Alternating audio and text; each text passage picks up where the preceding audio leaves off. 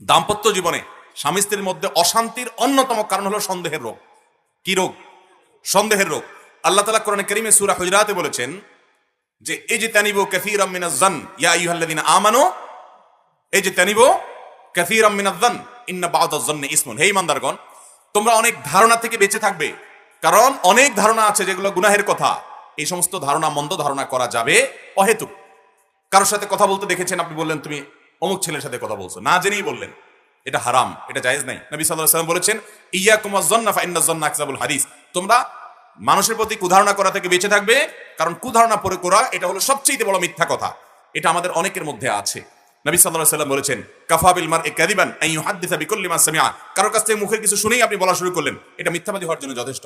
বিশেষ করে আমাদের যে সমস্ত ভাইরা প্রবাসে থাকেন, তাদের দাম্পত্য জীবনে এই সমস্ত অশান্তিগুলো বেশি হয়। কারণ মা এখান থেকে কান পড়া দেয়, অনেক সময় বোন এখান থেকে মিথ্যা কথা বলে, ভাইয়েরা মিথ্যা কথা বলে, আশপাশের লোকজন মিথ্যা তথ্য দেয়, সে ওখান থেকে বিভ্রান্ত হয়, সেগুলো বিশ্বাস করে।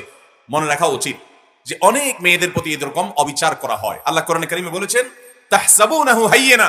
কারো চরিত্র সম্পর্কে তুমি একটা সন্দেহমূলক কথা উঠাই দিলা, এটাকে তোমরা মনে করো খুব হালকা জিনিস, ওয়া হুয়া ইনদাল্লাহি আযীম, অথচ এটা আল্লাহর কাছে অনেক বড় অপরাধ, বিশাল বড় অপরাধের কথা, কবিরা গুনাহ। অতএব কোন স্বামী যদি তার স্ত্রীকে কিভাবে টর্চার করে, সে কিয়ামতের ময়দানে আল্লাহর কাছে আসামি হয়ে দাঁড়াবে। তার আল্লাহর ভয় করা উচিত। তার কাছে সুস্পষ্ট প্রমাণ না থাকলে সে অহেতুক সন্দেহের বশে তার স্ত্রীকে কোনো অপবাদ দিতে পারবে না। কোরআনে কারীমে আপনারা জানেন একটা আয়াত আছে, আল্লাহ তাআলা নাজিল করেছেন, যদি কেউ ওয়াল্লাযীনা ইয়ারমুনাল মুহসানাত আল গাফিলাত, যদি কেউ সতী নারীকে দোষ দেয় যে তুমি অমুকের সাথে সম্পর্ক করো, তুমি কারোর সাথে হারাম রিলেশন করো, তুমি কারোর সাথে 2 নম্বর সম্পর্কে আছো, এরকম যদি কোনো অপবাদ দেয়, জিনার অপবাদ যদি কোনো মানুষ দেয়, যে কেউ, এমনকি স্বামী হোক, যে কেউ হোক, যদি দেয় এবং সে যদি সেটা উপযুক্ত সাক্ষ্য প্রমাণ দিয়ে প্রমাণ করতে না পারে সন্দেহাতীত ভাবে, কোরআন বলেছে ফাজলিদুহুম 80 জালদা, এই সমস্ত মিথ্যা অপবাদকারীদেরকে 80 বেত দিতে হবে ইসলামী বিচারিক ভাবে। কারণ একজন নারীর চরিত্র নিয়ে সে প্রশ্ন তুলেছে। ঠিক একই কথা কোন পুরুষের চরিত্র নিয়ে যদি কোনো স্বামী সন্দেহ করে, অনেক মহিলা আছে অযথাই তার স্বামীকে নিয়ে খোঁচাখুচি করে সন্দেহ করে, এরকম মিথ্যা অপবাদ যদি দেয় রীতিমতো যে তুমি জেনা লিপ্ত হয়েছো, তাহলে সেক্ষেত্রে 80 বেত দেওয়া হবে। শুধু 80 বেত নয়, তাদের সাক্ষ্য কোনোদিন আর কবুল করা হবে না এবং তাদের উপর আল্লাহ লানত বর্ষিত হবে। কতগুলো জঘন্য কথা। বিধায় দাম্পত্য জীবনে পরস্পর প্রতি এরকম সন্দেহ করবেন না, আল্লাহকে ভয় করেন।